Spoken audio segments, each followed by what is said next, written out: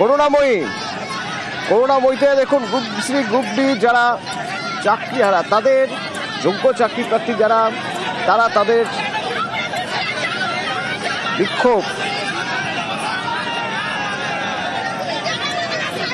যা পরিস্থিতি দেখতে পাচ্ছি তাতে বিধাননগর, করুণাময়ী থেকে বিধাননগরের দিকে যাওয়ার রাস্তা বন্ধ রয়েছে, ধস্তাধস্তি হচ্ছে রীতিমতো। সুদীপ্ত রয়েছে এখান থেকে আমার সঙ্গে, কি অবস্থা সুদীপ্ত, কি দেখতে পাচ্ছ?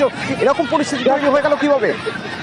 দেখো অতনু, আজকে করুণাময়ী থেকে 3টি জমায়েত ছিল। একটা হচ্ছে যে এসএসসির যারা গ্রুপ সি যারা শিক্ষাকর্মী, চাকরিহারা শিক্ষাকর্মী, তাদের একটি অভিযান রয়েছে এসএসসি ভবন পর্যন্ত।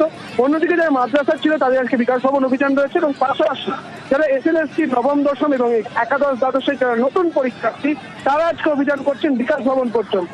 এখন যে পরিস্থিতি, যে ঝামেলার পরিস্থিতি, যে ধস্তাধস্তির পরিস্থিতি তৈরি হয়েছে পুলিশের সঙ্গে এসএলএসসির নতুন যারা পরীক্ষার্থী তাদের সঙ্গে, এবং সেই ছবি এই মুহূর্তে দেখা যাচ্ছে। যে বিষয়টা তারা 5টা ছিলেন, তাদের মধ্যে উল্লেখযোগ্য দাবি তারা বলতে চাইছেন যে 10 নম্বর দেওয়ার কথা বলা হয়েছিল অভিজ্ঞদের, সেই 10 নম্বর কেন দেওয়া হবে, এবং এই দাবিকে সামনে রেখে আজকে তারা বিকাশ ভবন অভিযান করছিলেন।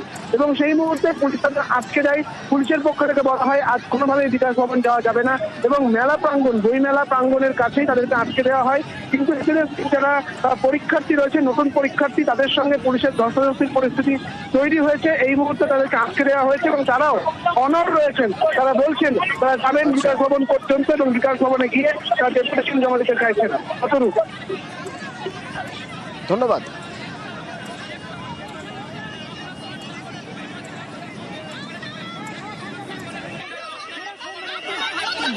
মেন দুটো দাবি, একটা হচ্ছে vacancy that should be increased, সেটা 1 লক্ষ ভ্যাকেন্সি বাড়াতেই হবে আমাদের একটা মেন। 2 নম্বর মেন হচ্ছে 10 নম্বর দেওয়া মানে হচ্ছে এটা ইনইকুয়ালিটি, এটা হচ্ছে আমাদের একটা ফান্ডামেন্টাল রাইটস, যেটা সংবিধানের 16-এ বলা আছে চাকরি ক্ষেত্রে সবাই সমান অধিকার, এখানে কাউকে ডিসক্রিমিনেশন করা যাবে না। আমাদের একটাই দাবি, 10 নম্বর কোনো মতেই কোনো ইন সার্ভিস টিচারকে দেওয়া যাবে না। দীর্ঘদিন যে শিক্ষক নিয়োগ হচ্ছে না, তারপরেও কোথাও গিয়ে যেন আমাদের মনে হচ্ছে মাছের তেলে মাছ ভাজার চেষ্টা করা হচ্ছে। অর্থাৎ যারা চাকরি করত তারা পুনরায় একটা চাকরি ফিরে পাবে, এবং সরকার আর কমিশন কোথাও গিয়ে সেখানকেই বা তাকেই আলটিমেটলি গুরুত্ব দিচ্ছে, এবং সেই গুরুত্বটা যাতে কোনোভাবেই না হয় আমরা সেটাই চাইছি।